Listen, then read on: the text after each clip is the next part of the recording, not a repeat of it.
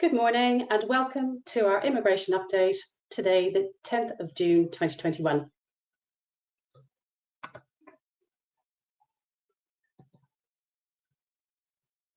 And thank you for joining us. This is a live webinar with our immigration update. For those of you who don't know me, I am Imelda Reddington and I head up the immigration practice at Field Seymour Parks. I have worked in immigration now for almost 13 years and I've seen many changes in the system during that time. And unfortunately, our current system is no exception. For those of you who are not familiar with Field Seymour Parks, we are a full-service law firm based in the centre of Reading. We have over 100 staff and we service clients all over the UK. However, many of our regular clients are based in the Thames Valley corridor. At FSP, we offer a tailored approach to our clients, primarily offering practical legal advice. We do offer free seminars, webinars, and podcasts at regular intervals throughout the year. And we also offer bespoke training and workshops for some complicated processes such as right to work compliance, sponsor license compliance. We also offer administration services to assist our registered sponsors with the management of their sponsorship system, their migrant visas, particularly when they cannot allocate a dedicated resource themselves. So let's look at the agenda and some housekeeping points. I will be the sole speaker today. And I will talk to you today primarily about right to work checks. I will also cover the deadline for the European Settlement Scheme and look at some of the latest new visa routes which are proposed this year and in the coming years. This webinar is scheduled for 1 hour. I will speak for about 45 to 50 minutes and I will leave some time at the end for some questions. Now, I'm sure you're all very familiar with various platforms of webinars and Zoom calls during these lockdown times, but I'll briefly explain the format of this webinar. The slides will be visible throughout the presentation together with my image. You can change the image to suit yourselves. However, you will be muted throughout. There is a question area in the webinar platform where you can post questions throughout. So please do submit your questions throughout the presentation and I will leave some time at the end to answer as many as I can. If I don't get around to your question, I will come back to you later with an answer. There will be some interaction throughout the hour. We have 4 polls, so please do participate. This webinar will be recorded and the slides will be available for you to download from the handout section while the webinar is in progress, and a recording will be sent to you afterwards. Finally, there is a very short survey at the end, so please do spare a minute to answer the questions as it will help us with the planning of future events and topics.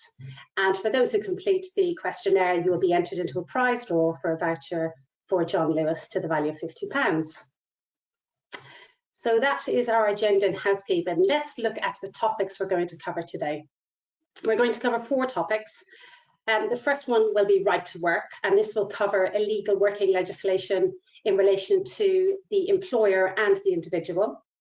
We will also cover in-person right to work checks, checks using the employer checking service, online right to work checks, and we will review some of the pages for both skilled workers and those with status under the European Settlement Scheme and on the online checks.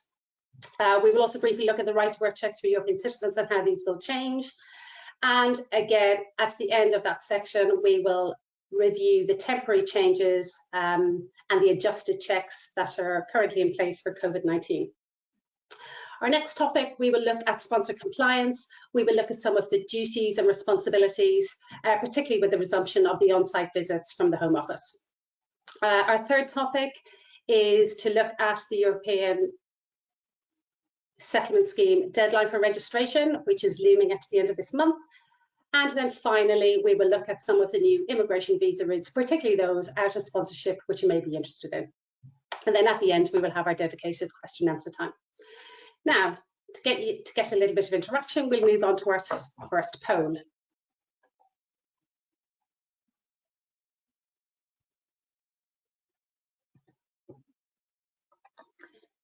So how much does the Home Office issue in fines each year as a result of illegal working? Is it 41 million, 100 million, 100,000, 20 billion, or 1 billion? I'll give you a moment just to respond.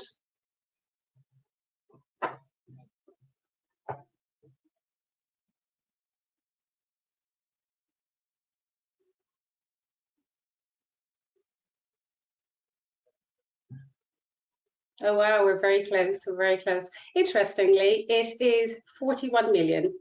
And these figures are based on the published quarterly figures from July 2019 to September 2019. This was a quarterly figure, and this was just in excess of 10 million. So rounding that up to an annual figure, it comes out at 41 million. So thank you for participating. Now let's move into our first topic, right to work. Now the right to work checks have been around for some time, and you can see that the amounts of fines issued are considerable each year. We will look at the illegal working for employers, focusing on civil penalties and criminal sanctions, and then we will look at how some of these sanctions can apply to individual employees or self-employed. We'll look briefly at the right to work, in-person checks, online checks, employer checking service, how these will change for European nationals from the 1st of July and the end of the adjusted checks as a result of COVID. First, I want to share with you some of the key sources of information which I will discuss in the presentation today. And please do spend a little bit of time later accessing these links to check you have the appropriate guidance in place. There are multiple sources of information in relation to right to work, sponsorship and immigration generally. It is important that you check that the one you have on file is valid. Immigration guidance changes at a pace that is difficult for most people to keep up with. So please do check these links to ensure you have the most up-to-date information before you act upon them. So looking first at illegal working for employees. The illegal working legislation is made up of a system of civil penalties or fines and criminal sanctions. It applies to all employers who employ individuals that are subject to immigration control and therefore wouldn't have a right to work in the UK. The current civil penalty scheme was first introduced in February 2008, and before then there were no sanctions to employers. So who does the system apply to? Well, for employment is considered to be any employment relationship that's under a contract of service or apprenticeship. It can be oral or written and may also include casual workers if you employ them. In terms of genuine contractors or self-employed, these are not specifically included, but we do always recommend that you obtain documents from contractors to ensure they also have the right to work in the UK, particularly if the organisation is a sponsor, as the Home Office can visit a sponsor at any time to assess compliance, and they won't necessarily make a distinction between your employee and a self-employed person sitting next to them in your offices. Now, employers can avoid sanctions if they carry out the specified checks prior to employment commencing and during employment where required if their employees have a time-limited visa. The checks vary depending on which version of the guidance was in place at the time the employment started. So, for example, since May 2014, all right to work checks, status documents must appear in a current document. So an example is if you have somebody with indefinite leave to remain stamp, that stamp must be in a document that's still current.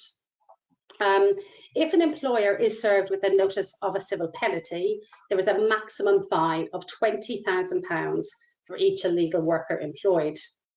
Now that amount of civil penalty is determined on a case-by-case basis and can often be reduced if there are mitigating factors that will apply. So let's now look at some of the sanctions that are applied and the potential liability for you as employers. So let's look firstly at the civil penalties or the fines. So it comprises of two levels. Level 1 is where the first penalty, where it is a first penalty and the employer has not had a previous penalty within the previous 3 years. The starting point is £15,000, and this can be reduced by £5,000 for each or any mitigating factor. Now, the mitigating factors are quite specific. So one of them is you have provided evidence or you've reported a suspected illegal worker to the Home Office. You have actively cooperated with the Home Office, and you can demonstrate evidence of some right to work checking practices. So if each or any of these mitigating factors apply and you're served with a penalty for £15,000, it could be reduced by £5,000. There's also a faster payment option for any fine issued, reducing the total amount by 30%. Now, level 2, on the other hand, will apply if you've had a previous penalty in the previous 3 years and the starting point is the maximum amount of £20,000. Again, this can be reduced if mitigating factors apply, but the minimum fine will always be £10,000, and there's no fast payment option if they apply a level 2 civil penalty. Now, looking at the criminal sanctions, the offence is if an employer knows or has reasonable cause to believe that they're employing an individual without the right to work. The sanction that is in place for an employer who will continue to employ someone they know or have a reasonable suspicion does not have the right to work is up to 5 years in prison and or an unlimited fine. Where employers have committed a criminal offence, there is no statutory excuse. Now, these criminal sanctions act as a real deterrent. However, the Home Office do state that the criminal sanctions of employing illegal workers are generally reserved for the most serious cases of non-compliance with the right to work scheme. Excuse me. So for most HR personnel, there is really little risk of criminal sanctions in their day-to-day work. But it is important to seek legal advice immediately if there's any suggestion that you could have somebody who doesn't have correct permission to be in the UK. Now, in addition to those criminal sanctions introduced in the Immigration Act of 2016 were some additional notices where the Home Office could close down or issue closure notices or compliance provisions where there were persistent employers who were in breach of their right to work legislation. And this means that employers would not be permitted to have their employees on site, including any volunteers, until the Home Office provides a notice in writing that they have corrected any compliance issues and they are able to reopen. So the criminal sanctions, again, will be a real deterrent. So looking at now the illegal working for individuals, because they too could be liable for sanctions. So from an individual perspective, it's again very similar to the employer. It's an individual who knows or has reasonable cause to believe that they do not have a right to work in the UK, or they'll continue working illegally. Now, under this legislation, working is defined more widely, so it also includes self-employed, contract working, volunteering, as well as those being employed. If an individual is convicted of working illegally, they may be imprisoned for up to 6 months, issued with an unlimited fine, and or have their wages seized from illegal working. If they have immigration status which is pending in the UK, that too could also be affected. So for you as employers, it's really important to have measures in place, possibly within their contract of employment, to ensure that that individual keeps you up to date with any changes relating to their immigration status, any changes in their conditions of their status, and update you with documents such as passports or biometric residence permits as they have their visas renewed. And in addition to that, if they have applications outstanding, then to let you know so that you can conduct the appropriate checks using the employer checking service if necessary. Now, a little bit more interaction. We're moving on to our second poem.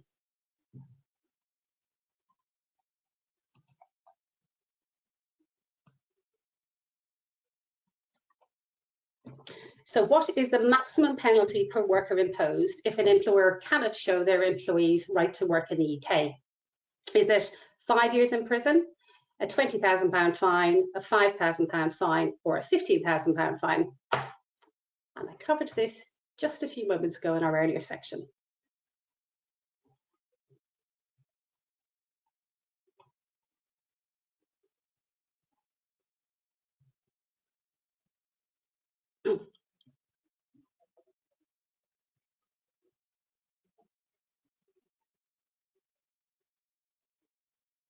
Well, 55% of you are absolutely correct.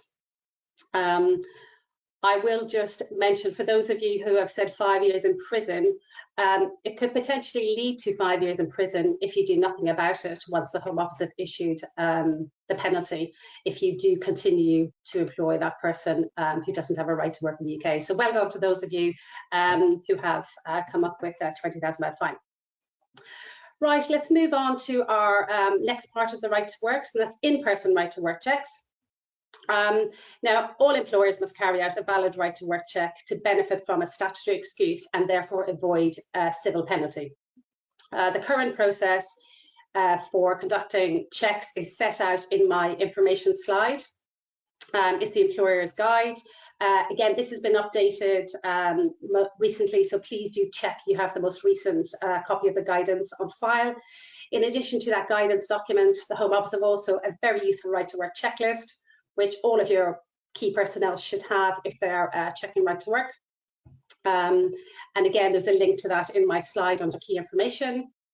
Now, under the normal scheme, employers must see one or more original documents from either A or List B to prove the right to work check. And if you have a document from List A, this will provide you with a statutory excuse and show the individual's permanent right to work in the UK.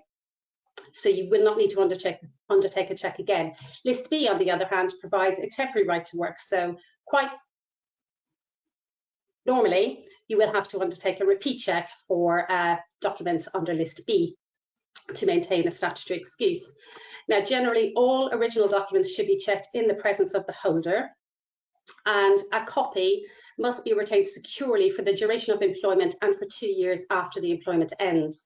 Now, any repeat checks should be diarised and conducted as required and retained on the employee's file.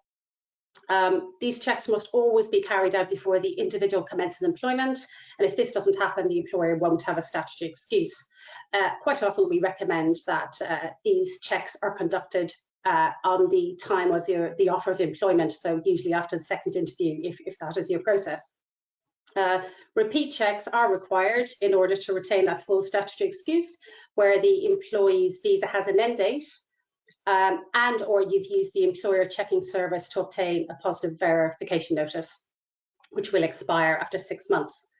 Now, the right to work check must always be carried out by the employer, so it cannot be passed off to a third party, delegated to a third party such as a recruitment agency.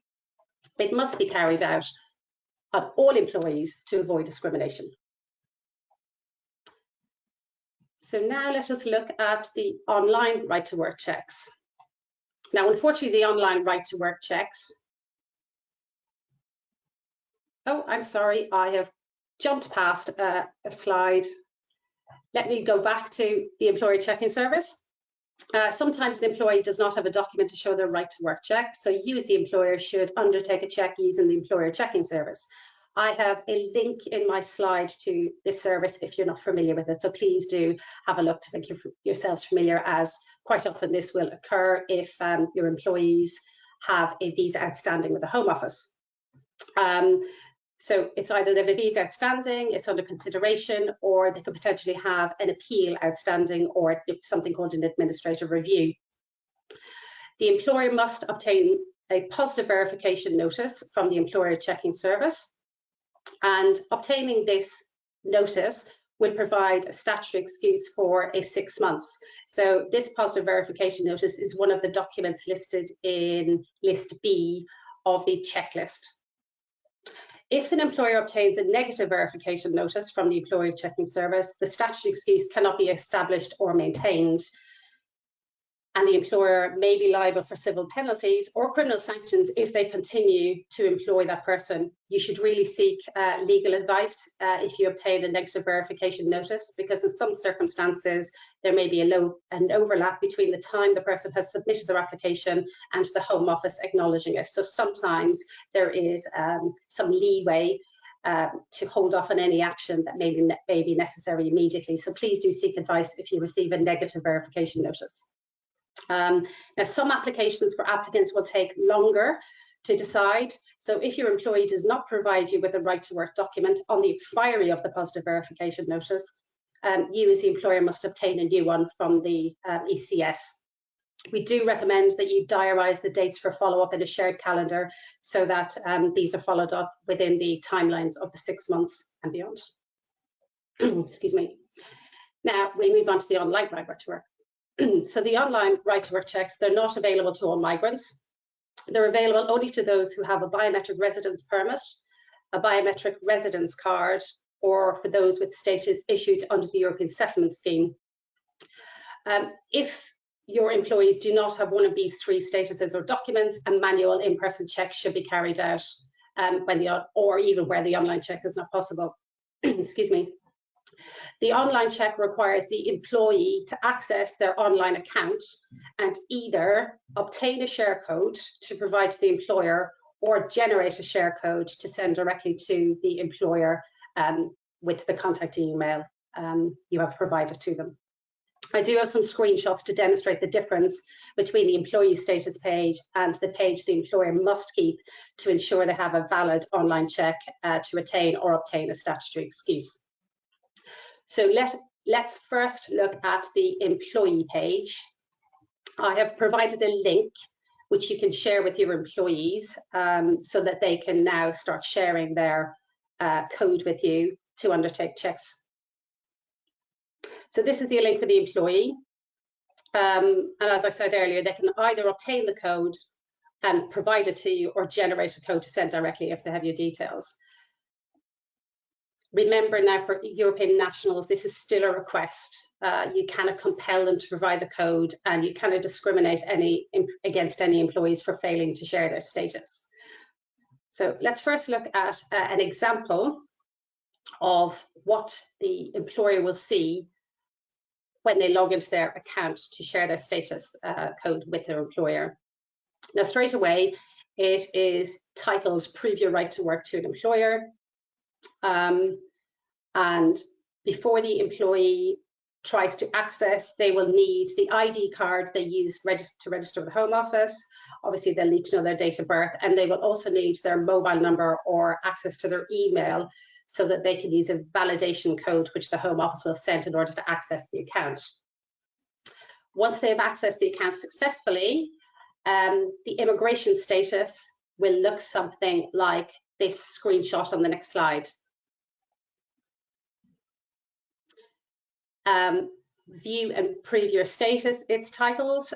This is the employee status, and clearly it has an exclamation to say this page cannot be used to prove your immigration status. So if an employee sends you a document such as this, this will not grant you a statutory excuse to avoid any civil penalties.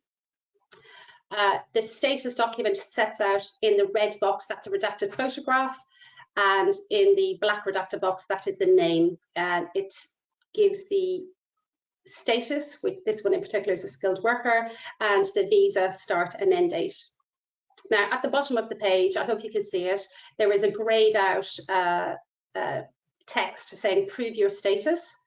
The employee should click on this link, and the migrant can then share the information by generating a share code to provide to the employer or just or sending the code directly. Share codes only last for 30 days. So if you do get an email or a share code, you need to action it within the 30 days, or the employee will have to generate a new one.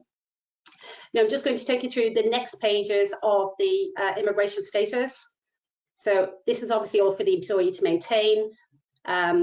It sets out what that employee can do in the UK, including what additional work they can do, whether, you know, their conditions of stay. So there are a couple of pages of this status, which I will quickly go through. So the legal basis of their stay, and on the final page, which is if your personal details change. This is key so that the employee is aware of what they must update. The next slide. If personal details change, sorry, that's it, perfect, thank you. If personal details changes for your employees, they must notify the Home Office. So it's probably a good reminder when they notify the Home Office that they also update you. Right, so there's about, I think there's over 2 pages in total, but I put it on 4 pages to get it on the slide.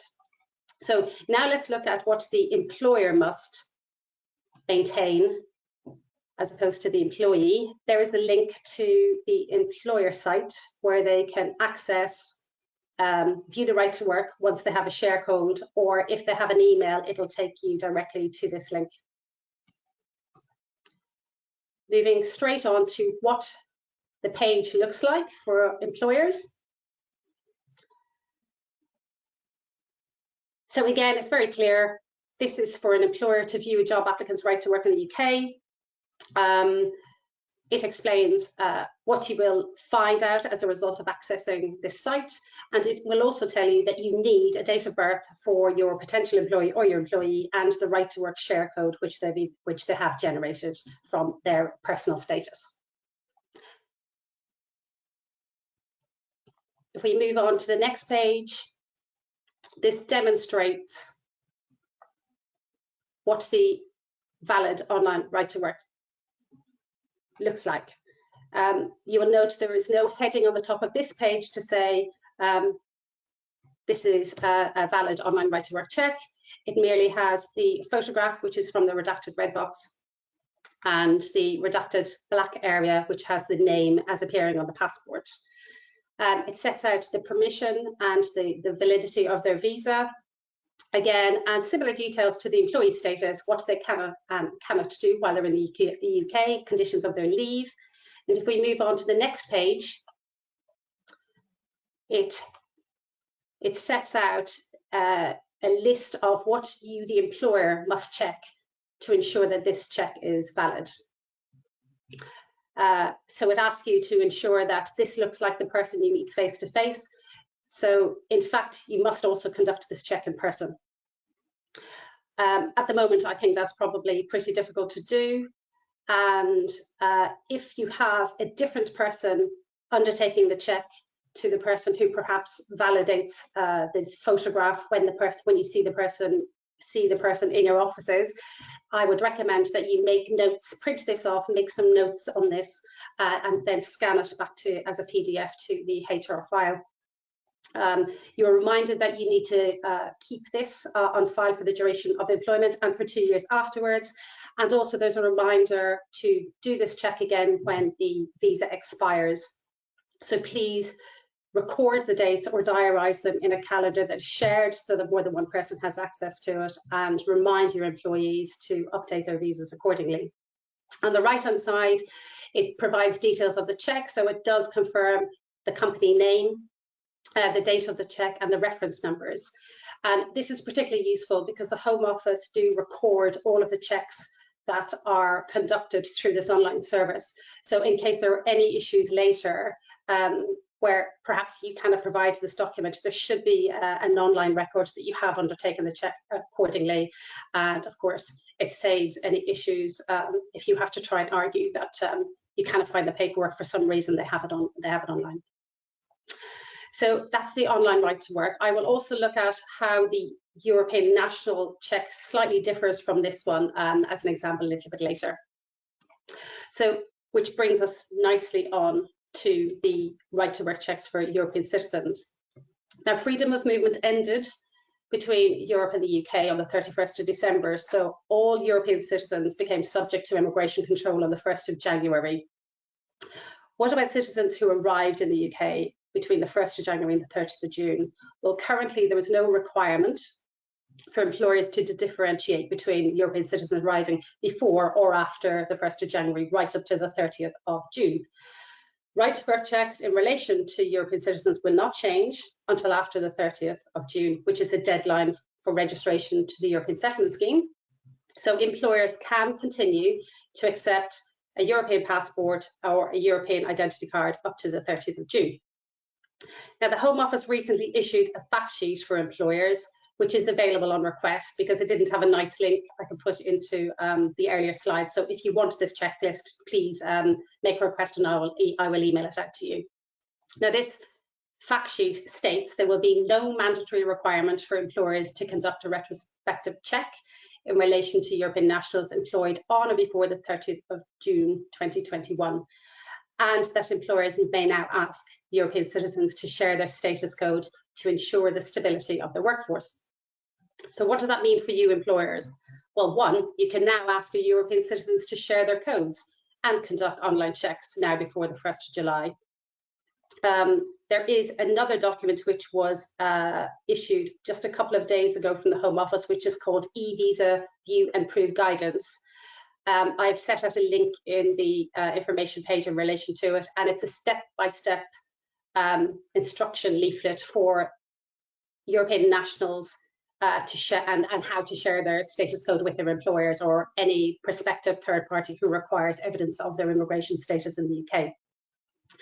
And also for employers, if you do potentially discover that you have employees who may not have status, you can do something about it. Remember that European citizens are now subject to immigration control, and we can expect the Home Office to take enforcement action against those who do not have the right to work in the UK. So they could effectively remove them from the UK. So even though there's no requirement for employers to conduct retrospective checks for European citizens, it may come to the attention of an employer that an employee doesn't have valid status to work in the UK once the deadline for the registration of the European Settlement Scheme has passed. And an employer may fall foul of a criminal offence if they continue to employ a person who they believe does not have a right to work in the UK, which could potentially lead to a prison term and or an unlimited fine. Excuse me. It could also cause disruption if employers discover that some of their employees don't have permission to work from the 1st of July. So what will happen from the 1st of July?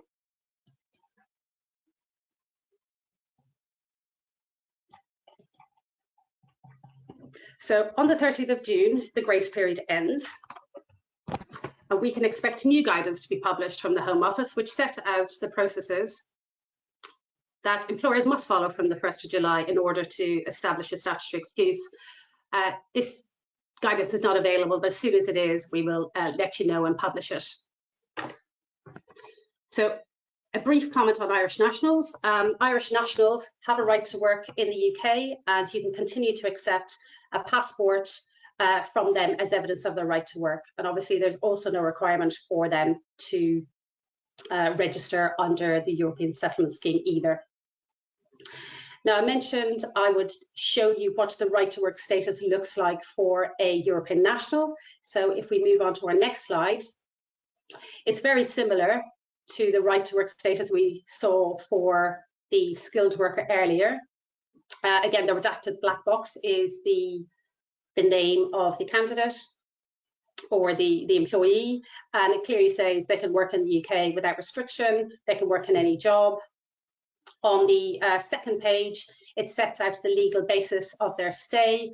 So it makes a distinction between someone who has a visa under the points-based system and somebody who has a status under the European Settlement Scheme. The legal basis is set out on a separate page. There are subsequent pages, again, similar to the skilled worker right to work validation on the next slide, telling you if you employ this person and reminding you that you do need to see the person face to face and keep a copy of this check electronically for the duration of employment and 2 years afterwards, in the same way you would for the skilled worker.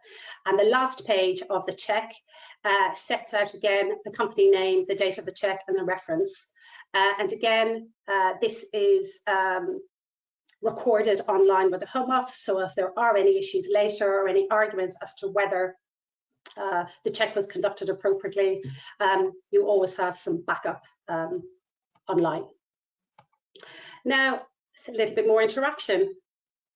We'll move on to our next poll.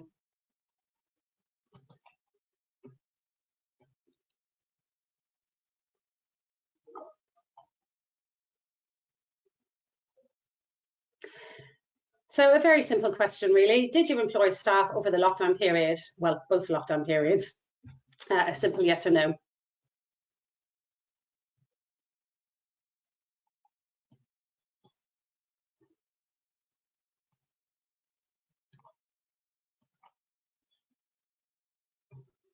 Okay, thank you. I suspected the vast majority would have, considering the lockdown extended beyond a year. But that's also a good thing because your businesses continue to grow. So for employers who took on new staff with either as new employees or expiring visas, they could use this temporary adjusted process. This process was in place from the 30th of March 2020, and it will continue until the 20th of June 2021 inclusive. I'm just waiting for the slide to catch up. Right to work adjusted check. Next slide. Thank you. So employers could undertake the checks using video calls or FaceTiming, using images or scans or copies of documents.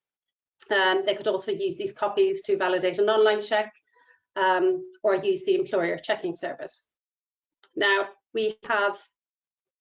it is really important that this information was recorded correctly.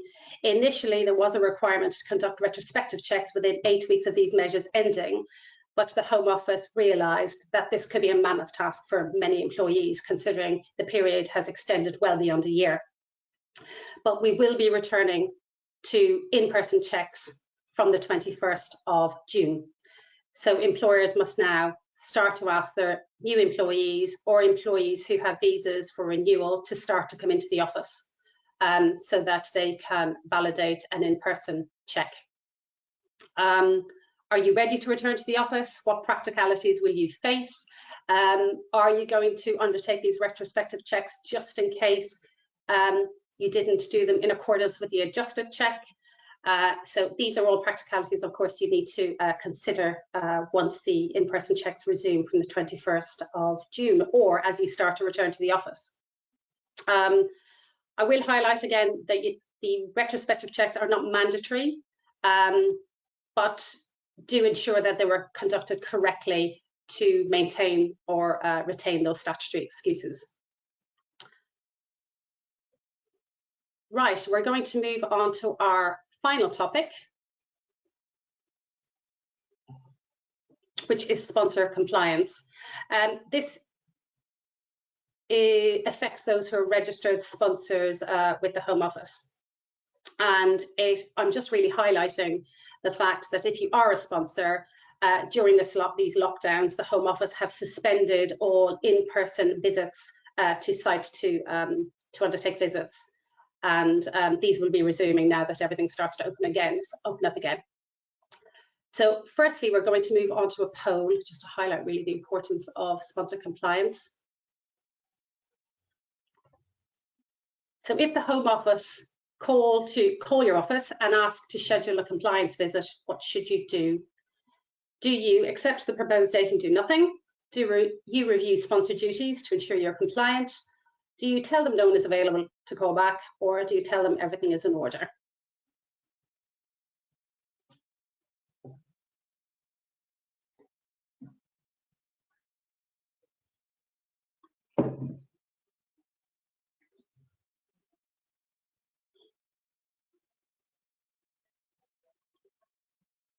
Great, 88% of you are absolutely correct. And I hope you're all sponsors. Okay, let's just have a very quick look at sponsorship generally. I know many organisations have already obtained sponsor licence, or they may need to contemplate obtaining a sponsor licence to recruit staff or educate students from overseas, including Europe. One of the overriding principles of sponsorship is that it's a privilege and not a right. Now, this means that those who benefit most directly from employing migrant workers must play their part in ensuring the system is not abused, and they must also agree to comply with wider UK law, including employment law, and the prevention of illegal working.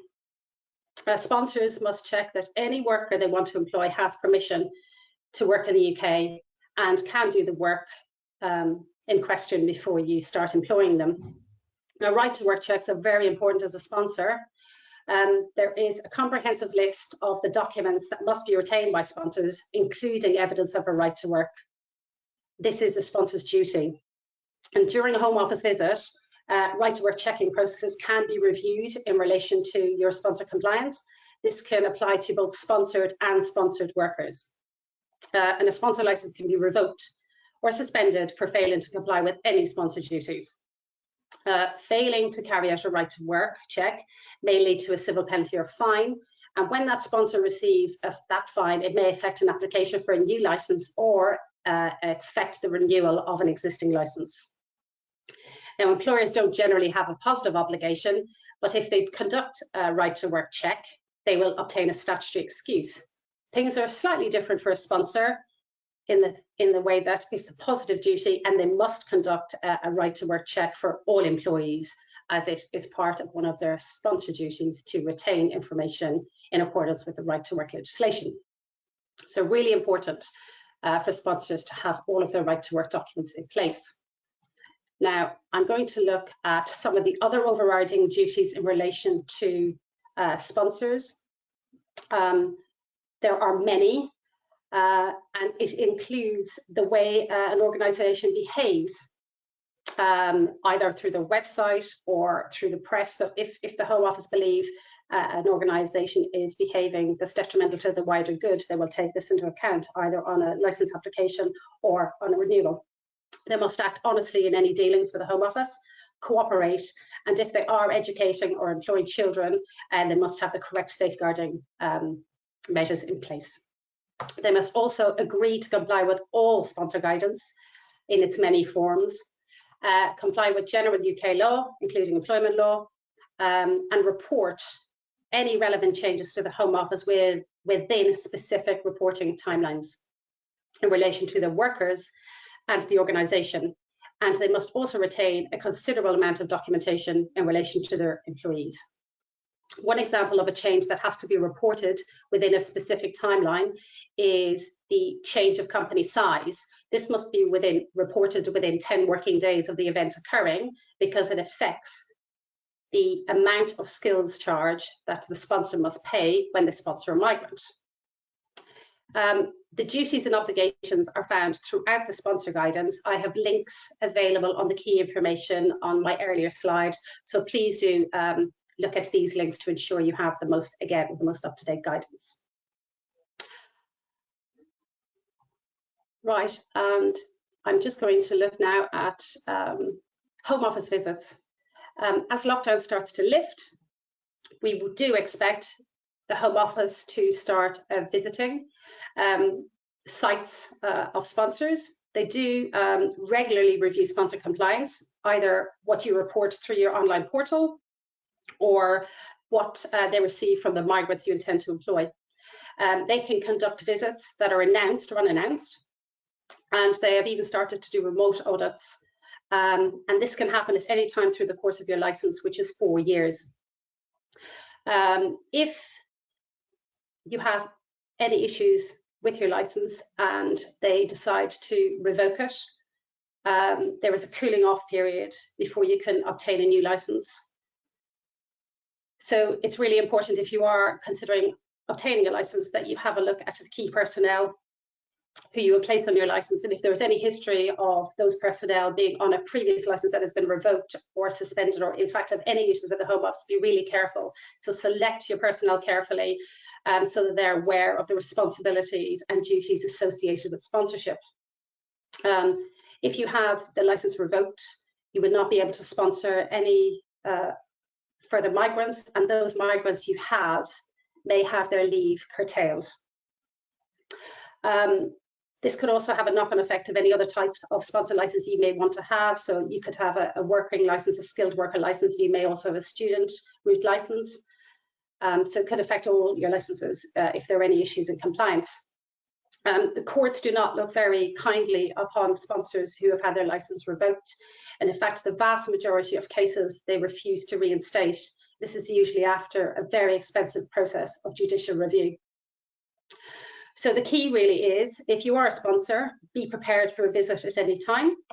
Ensure your key personnel are correct, the details are up to date, that you have a user who has access to the system and maintains the information accordingly. They review some of the notices that appear on a regular basis. And any key personnel really who aren't comfortable with the system or the duties, in fact, change them. In addition to being aware of the sponsors that you have sponsored, the migrants you have sponsored, the key personnel also need to keep on top of the general changes to the business. So if the business changes address, name, size, etc., this too needs to be reported within those specific reporting timelines. Also, make sure you record your license renewal date so that it doesn't just lapse and your migrant workers could therefore have their leave curtailed. If you have any breaches, consider taking legal advice. Consider regular training, mock audits. We can assist you with any of these aspects. If the Home Office do decide to conduct an audit, be polite, be prepared, be cautious about sharing too much information, only give them what they ask for. Quite often they do send emails after a visit asking for further information, and ask for a record of the visit. They do record it in a template, so please do ask for a copy of that. Key is just be prepared.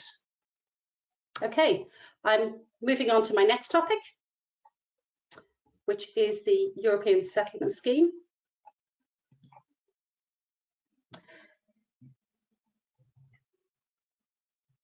So the European Settlement Scheme, it's a body of legislation that replaces European law effectively. It now sits in our European law, so the UK have complete control over assignments of a status under the piece of legislation. Applying to the scheme is very simple, and I'm sure the vast majority of your employees have already applied. If they haven't applied, the deadline is fast approaching, and it is recommended that you do ask your employees now to start sharing information with you. So how can employers prepare? You can conduct an audit of all European nationals, ensuring you haven't missed any out. You can request the European citizens to provide a share code so that you can satisfy yourself, and in preparation for any business eventuality, the risk of losing employees on the 1st of July if they potentially don't have status. So you can start asking now for those to share their code with you. Then you can conduct an online right to work check with that code. And then it gives you an opportunity to review any employees without immigration status. Because if they don't have immigration status by the 1st of July, they're potentially residing in the UK without a right to work, or working in the UK without that right to work.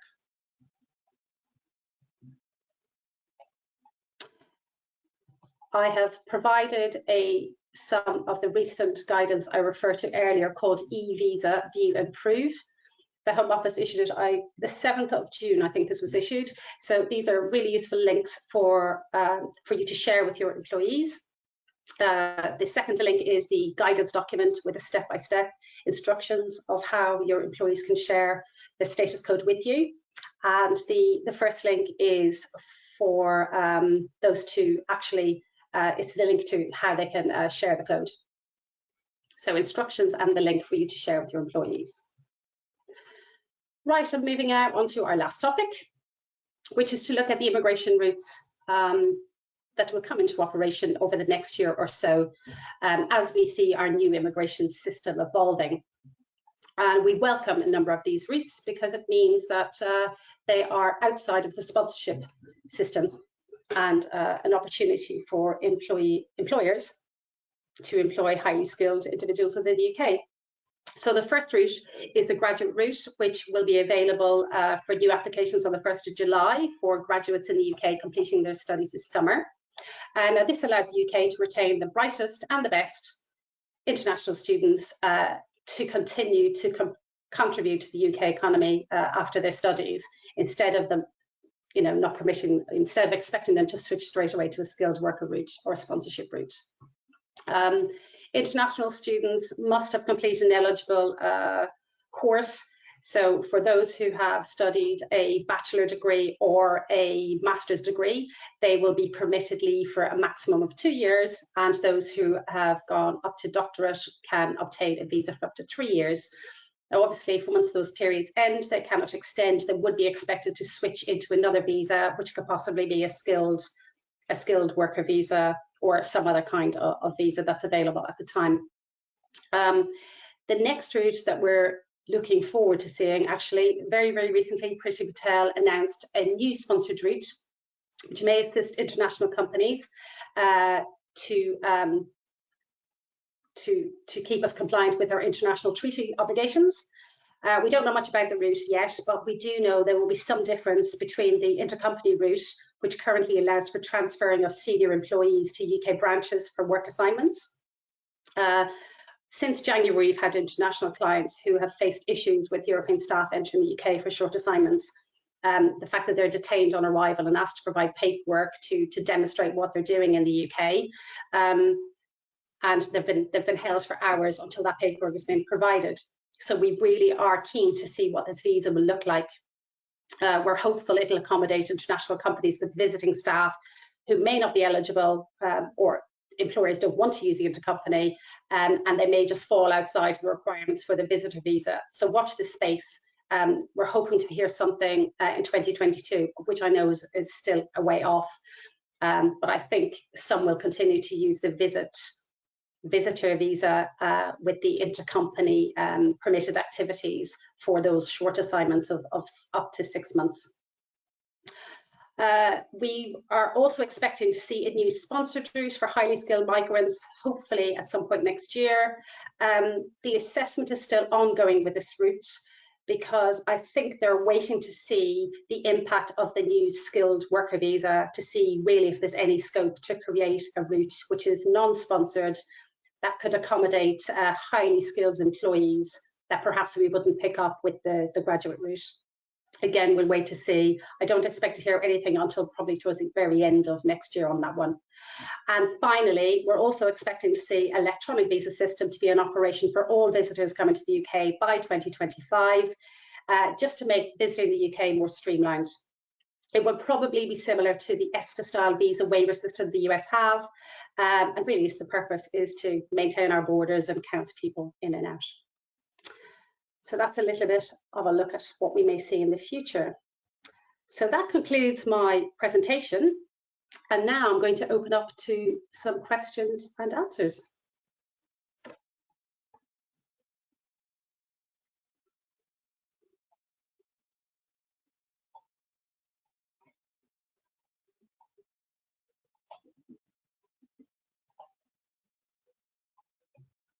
I just have to find the questions.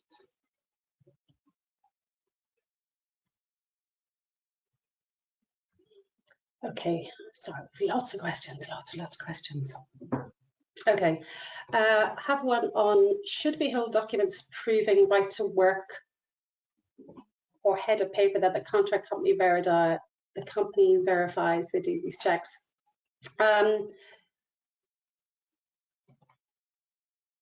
I mean, I would suggest, particularly if you're a sponsor, in terms of holding right to work checks for contractors or self-employed individuals, I will always recommend, particularly if you're a sponsor, to have it on file, to ask the contractor to provide that document. It's not that uncommon that most contractors are asked to provide a document, their ID documents before they attend offices. So if you feel comfortable enough with headed paper, verifying the checks are done, that's fine. If they're going to provide a letter, it may not be too much of a hardship to provide their passport as well. Right to work, any change in the Home Office guidance that there is no need to go back and do in-person checks of those that were done via webcam. If you're referring to the adjusted check for COVID, then there is no need for the checks to be repeated, and that was confirmed in recent guidance. So if you're comfortable that that adjusted check was conducted between the 30th of March and the 20th of June, then that's absolutely fine. But please note that the in-person checks will return, on the 21st of June. If an employee has a permanent right to stay in the UK,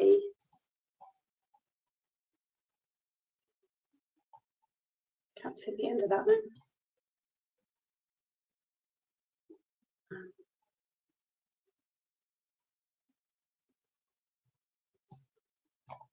Sorry, I just need to expand my screen a little because it's not letting me see the entire question. Please could the link for the checklist be shared with me? Sure, okay. Where is it? For online right to work checks, where it requires us to confirm having checked the employee face-to-face, can we do this over video call, or does it have to be in person?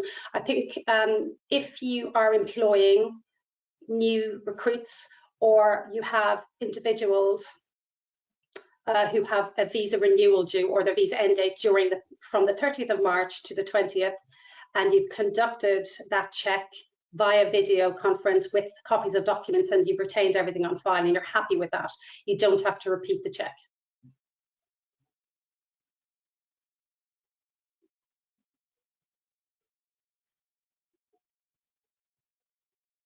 You may mention in-person checks. Please confirm a check by video call is accepted if someone's present in your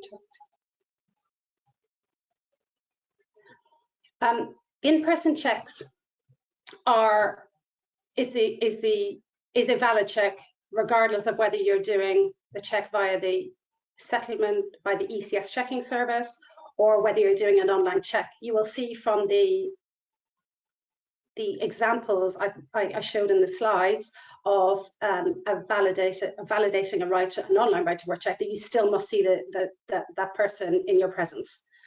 So even if you have conducted a check using an online method, you are still expected to validate that picture as the person you're employing, and that can only happen in person.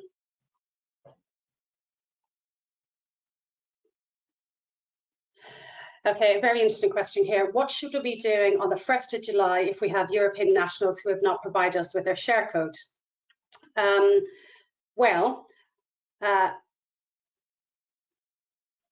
I would give them an opportunity to provide their share code. And remember, employers have there is a criminal sanction that's valid to employers if they suspect that somebody may be working in the UK without a right. And this could apply to those from the 1st of July if they haven't provided their share code or you suspect they may not be eligible. I would be encouraging those to provide the code. And if they haven't, you should also be seeking to either assist them if they may be eligible, or you may need to consider obtaining a sponsor license if you then suspect that they may not be eligible, because effectively you have a suspicion, you're not doing anything about it. The criminal sanctions could apply if you continue to do nothing from the 1st of July.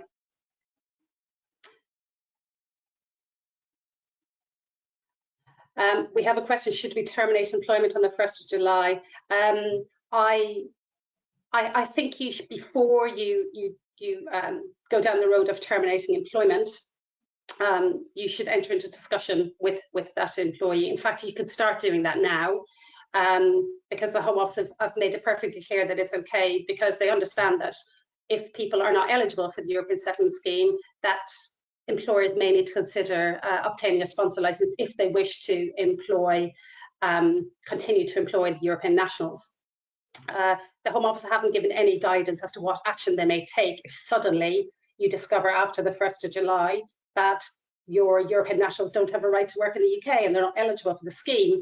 And we expect the Home Office to have some lenience towards employers to suddenly, well, you said we didn't have to conduct retrospective checks. We now have a duty under the criminal sanctions to say, well, we could potentially be liable for sanctions if we continue ignoring the fact that we know they don't have a right. So it's a balancing act, really. We expect to see some guidance before the 30th of June, so we have a few weeks yet, but we'll see. New online check-in service. I have a question here about differentiating between settled and pre-settled status. There is the example of the one I showed you was actually pre-settled status. So it doesn't make a distinction on the European Settlement Scheme whether they have settled or pre-settled status. It merely says they have a right to work in the UK.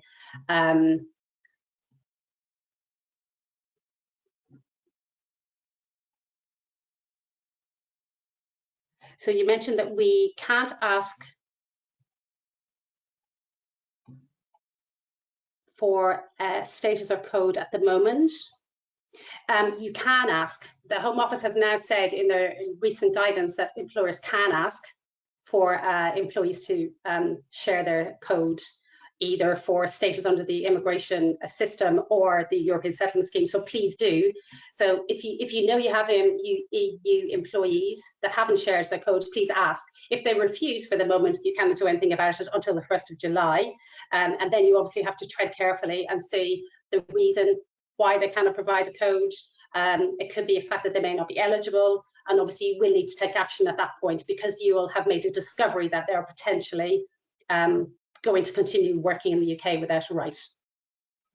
Well, it's now 11 o'clock and we have come to the end of our webinar.